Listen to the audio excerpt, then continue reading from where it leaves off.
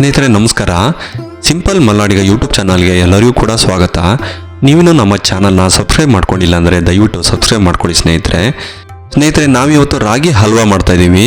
ರಾಗಿ ಹಲ್ವಾ ಅಥವಾ ರಾಗಿ ಮಣ್ಣಿ, ರಾಗಿ ಹಾಲ್ಬಾಯಿ ಅಂತ ಕೂಡ ಕರೀತಾರೆ.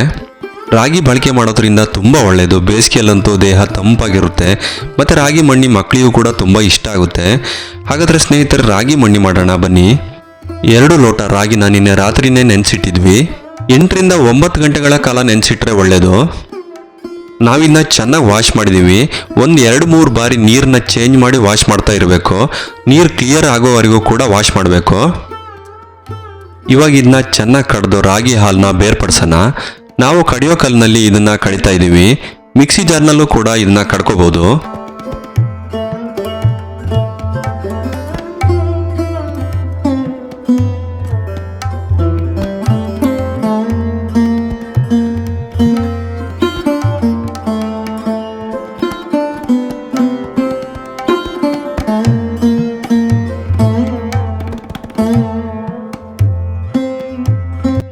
ಸ್ವಲ್ಪ ನೀರು ಹಾಕೊಳ್ತಾ ಕಟ್ಕೊಳ್ಳೋಣ.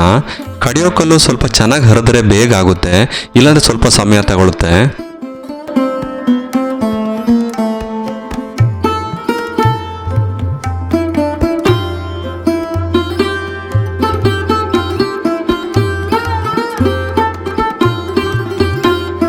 ಇವಾಗ ಹಾಲನ್ನ ತೆಗೆದು ಚೆನ್ನಾಗಿ ಶೋಧಿಸ್ಕೋಬೇಕು. ನಾವು ಸ್ಟೈನರ್ ಮೂಲಕ ಶೋಧಿಸ್ಕೊಳ್ತಾ ಇದ್ದೀವಿ. ಕಾಟನ್ ಬಟ್ಟೆ ಮೂಲಕನೂ ಕೂಡ ಶೋಧಿಸ್ಕೋಬೋದು.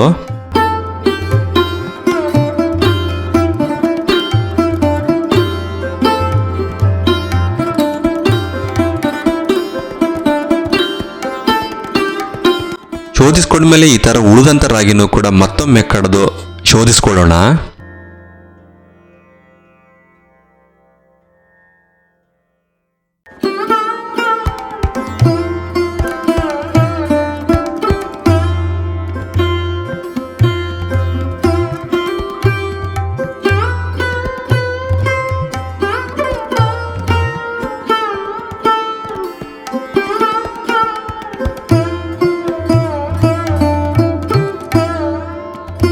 ಇವಾಗ ನಾವು ಅರ್ಧ ಹೋಳು ದೊಡ್ಡ ತೆಂಗಿನಕಾಯಿಯನ್ನು ಹಾಕಿ ಮತ್ತೆ 6 ಏಲಕ್ಕಿಯನ್ನು ಹಾಕಿ ಸ್ವಲ್ಪ ನೀರು ಹಾಕೊಳ್ತಾ ಕಡಿಬೇಕು.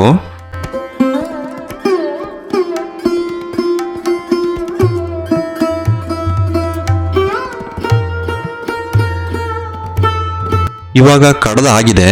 ಇವಾಗ ಇದನ್ನು ಕೂಡ ತೆಗೆದು ಚೆನ್ನಾಗಿ ಶೋಧಿಸ್ಕೋಬೇಕು.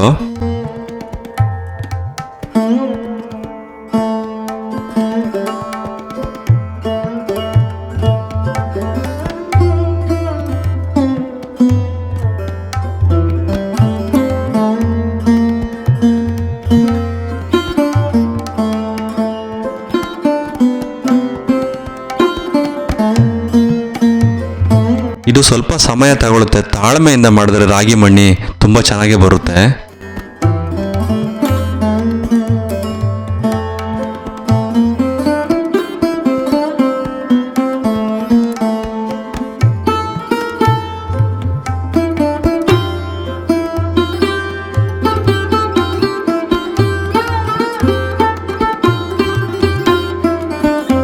ಇವಾಗ ಒಲೆ ಮೇಲೊಂದು ಪಾತ್ರೆ ಇಟ್ಟು ಕಡ್ದಿಟ್ಟ ರಾಗಿ ಮತ್ತು ಕಾಯಿಯ ಹಾಲನ್ನು ಹಾಕೋಬೇಕು.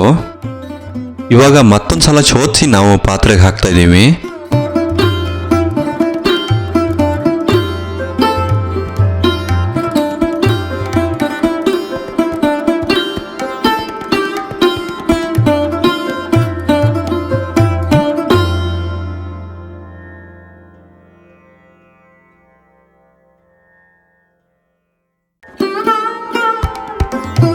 ಎರಡು ಲೋಟ ರಾಗಿನ ನಾವು ಬಳಸಿದ್ರಿಂದ 2 ಲೋಟ ಪುಡಿ ಮಾಡಿದ ಬೆಲ್ಲನ ಹಾಕಬೇಕು.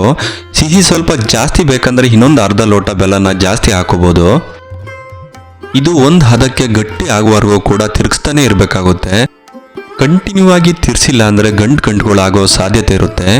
ಕೊನೆವರೆಗೂ ಕೂಡ ತಿರುಗಿಸ್ತಾನೆ ಇರಬೇಕು. ನಮಗೆ 3/4 ಗಂಟೆಗಳ ಕಾಲ ತಗೊಂಡಿದೆ.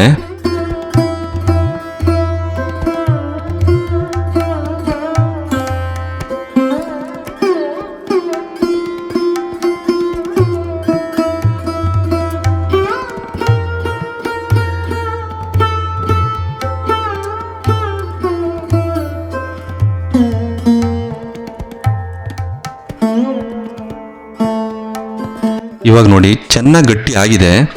ಮೇಲಿಂದ ಬಿಡುವಾಗ ಗಟ್ಟಿಯಾಗಿ ಬೀಳುತ್ತೆ. ಈಗ 1 ಚಮಚ ತುಪ್ಪನ ಹಾಕ್ಕೊಂಡು ಚೆನ್ನಾಗಿ ತಿರುಗಿಸ್ಬೇಕು.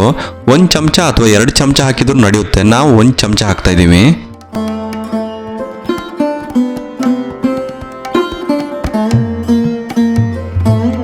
ನೋಡಿ ಇವಾಗ ಇದು ರೆಡಿ ಆಗಿದೆ. ಇವಾಗ ಒಂದು ತಟ್ಟೆನ ತಗೊಂಡು ತುಪ್ಪವನ್ನು ಸವರಿ ಇಟ್ಕೋಬೇಕು.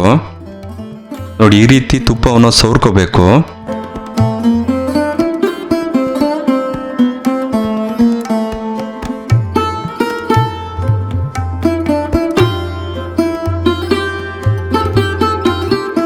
ಈಗ ಮಿಶ್ರಣವನ್ನು ತುಪ್ಪ ಸವರಿದ ತಟ್ಟೆಗೆ ಹಾಕೋಬೇಕು.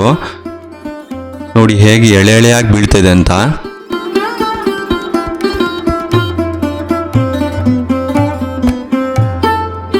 ತಟ್ಟೆನ ಈ ರೀತಿ ಶೇಕ್ ಮಾಡ್ಕೋಬೇಕು. ಈ ರೀತಿ ಶೇಕ್ ಮಾಡಿದರೆ ಮೇಲ್ಗಡೆ ಶೇಪ್ ಚೆನ್ನಾಗಿ ಬರುತ್ತೆ. ನಾವಿದನ್ನ 2 ಗಂಟೆಗಳ ಕಾಲ ತಣ್ಣಗಾಗಲು ಬಿಟ್ಟಿದ್ವಿ.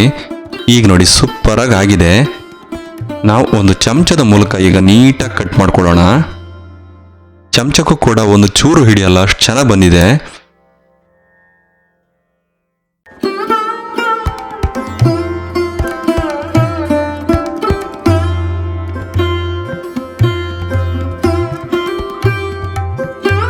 ನಿಮಗೆ ಎಷ್ಟು ದೊಡ್ಡ ಗಾತ್ರದ ಹಲ್ವಾ ಬೇಕೋ ಅಷ್ಟು ದೊಡ್ಡಕ್ಕೆ ಕಟ್ ಮಾಡ್ಕೊಳ್ಳಿ. ನೋಡಿ ಇವಾಗ ಹಲ್ವಾನ ತೆಗಿತಾ ಇದ್ದೀವಿ. ಎಷ್ಟು ಸಾಫ್ಟಾಗಿ ಎಷ್ಟು ಚೆನ್ನಾಗಿ ಬಂದಿದೆ ನೋಡಿ. ಮಕ್ಕಳಿಗಂತೂ ತುಂಬ ಇಷ್ಟ ಆಗುತ್ತೆ. ಒಳ್ಳೆ ಜೆಲ್ಲಿ ಥರ ಇದೆ. ನೆಂಟರು ಮನೆ ಬಂದಾಗ ಅಥವಾ ನಮಗೆ ತಿನ್ನಬೇಕು ಅನ್ನಿಸ್ದಾಗ ಈ ರೀತಿ ರಾಗಿ ಹಲ್ವಾ ಮಾಡ್ಕೊಂಡು ತಿಂದರೆ ತುಂಬ ಚೆನ್ನಾಗಿರುತ್ತೆ.